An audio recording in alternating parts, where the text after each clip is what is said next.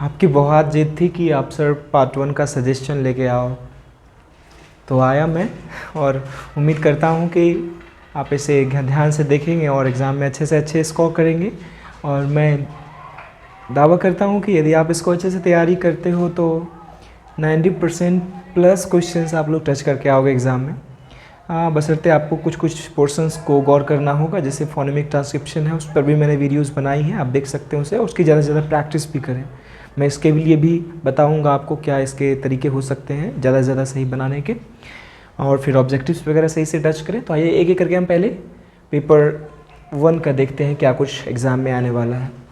तो मेरा physical poetry या रोमांटिक पोइट्री आप लोग जो है तैयार कर लो।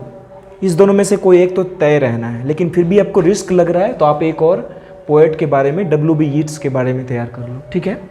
वैसे मैं कहता हूँ कि इस दोनों में से कोई एग्ज़ाम में आना ही है, मेटाफिजिकल पोइट्री या रोमांटिक पोइट्री, दोनों में से कोई एग्ज़ाम में आएगा। तो और ये पेपर 2 में भी आपको काम आएगा, तो आप दोनों कर ही लो, ठीक है ना। मेटाफिजिकल आपको पेपर 2 में भी काम आएगा और रोमांटिक तो श्योर ही है कि आएगा एग्ज़ाम में, तो आप दोनों कर लो। यदि फिर भी रिस्क लग रहा है आपको तो आप W.B. यीट्स के बारे में थोड़ी तैयारी कर लो। वैसे भी इन सब पोएट्स को पढ़ना थोड़ा ज़रूरी है क्योंकि इससे रिलेटेड ऑब्जेक्टिव्स भी आते हैं। विलियम बटलर यीट्स आप जानते होंगे इनके बारे में। तो एनी वन आपको एग्ज़ाम में लिखना है। आई थिंक आप मेटाफिजिकल और रोमांटिक के साथ जाते हो, दोनों पर मैं नोट्स लिंक आपको प्रोवाइड करा दूंगा। और जहाँ तक बात रही लेंथ की, 14 मार्क्स की ये क्वेश्चन है, तो आप 4 पेज में लिखें तो ठीक ठाक है। यदि ज़्यादा लिख सकते हैं 4.5 जाए तो बहुत अच्छी बात है, नहीं तो 4 भी ठीक है।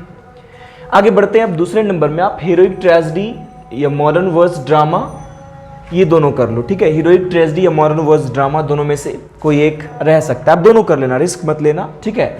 और विलियम शेक्सपियर तो कितना ज़रूरी है पढ़ना, आप जान ही रहे हो। विलियम शेक्सपियर के बारे में डिटेल में पढ़िए आप, मैंने इस पर भी वीडियोज़ बनाई है, हो सका तो मैं लिंक ज़रूर प्रोवाइड कराऊंगा, ठीक है। बाकी आप प्लेलिस्ट चेकआउट कर सकते हो पार्ट 1 के लिए, मैंने जो कि तिलका मांझी और मुंगेर यूनिवर्सिटी के बच्चों के लिए बनाई है, पार्ट 1 के लिए प्लेलिस्ट खास करके। और बात करते हैं क्वेश्चन नंबर 3 में, विक्टोरियन एज, खास करके आप इसमें थोड़ा फोकस कर लेना वीमेन नॉवेलिस्ट पर। ये हमको लग रहा है कि इसका 100% चांस है। फिर भी यदि फिर भी रिस्क लग रहा है तो आप Bacon as an essayist, Francis Bacon आप सभी जानते होंगे, फादर ऑफ इंग्लिश एसेज भी कहा जाता है इनको, या फिर 17वीं सेंचुरी प्रोज को आप तैयार कर लो, ठीक है। अब आते हैं लॉ। तो आप लोग जानते होंगे कि 2 ही लॉ है, वर्नर्स और ग्रिम पिछले बार भी पूछा गया है, तो वर्नर्स के बहुत ज़्यादा चांसेस हैं।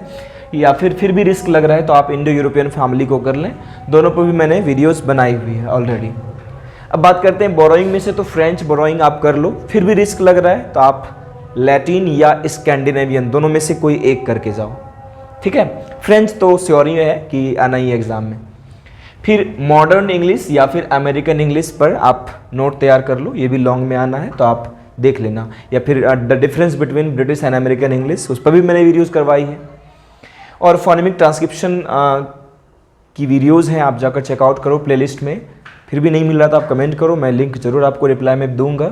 और फोनेमिक ट्रांसक्रिप्शन कैसे अच्छी करें तो इसके लिए एक डिक्शनरी आती है, इंग्लिश डिक्शनरी करके, हाँ इंग्लिश डिक्शनरी आती है जिसमें कि ब्रिटेन का फ्लैग बना हुआ होता है। आप उसमें कोई भी वर्ड ढूंढोगे तो उसका फोनेमिक ट्रांसक्रिप्शन, ब्रिटिश खास करके जो RP जो फॉलो करते हैं, रिसीव्ड प्रोनाउंसिएशन RP होता है, जो स्टैंडर्ड इंग्लिश माना जाता है। तो आप लोग जो है इसको फॉलो करके आप उसमें चेकआउट कर सकते हो अपना आंसर्स, या फिर आपके पास ऑक्सफर्ड डिक्शनरी है तो उससे भी आप हेल्प ले सकते हो। ऑब्जेक्टिव्स के लिए आप लोग जो है इसको अच्छे से देखो, या फिर मैंने वीडियोज़ कराए हुए हैं खास करके, तो आप चेकआउट कर सकते हो। बात करते हैं पेपर 2 में। पेपर 2 में आप जॉन कीट्स या PB शेली दोनों में से कोई एक या दोनों कर लो तो कोई रिस्क नहीं होगा। पहली बात तो मैं हमेशा कहता हूँ रिस्क मत ही लो तो अच्छा है। व्हाट इज़ एन ओड, ये कर सकते हो आप, और इसके एग्जाम्पल्स के साथ एक ओड आपको डिस्कस भी करना होगा एग्जाम में, ठीक है। फिर a slumber did my spirit still, journey of the Magi या फिर द सन राइजिंग, तीनों में से कोई एक एग्जाम में रहेगा। 2 भी कर लोगे तो चलेगा, 2 करके जाओ आप लोग, ठीक है। द सन राइजिंग कर लो या a slumber did my spirit still कर लो, बट कम से कम 2 करना, 3 कर लो तो बहुत सोने पे सुहागा।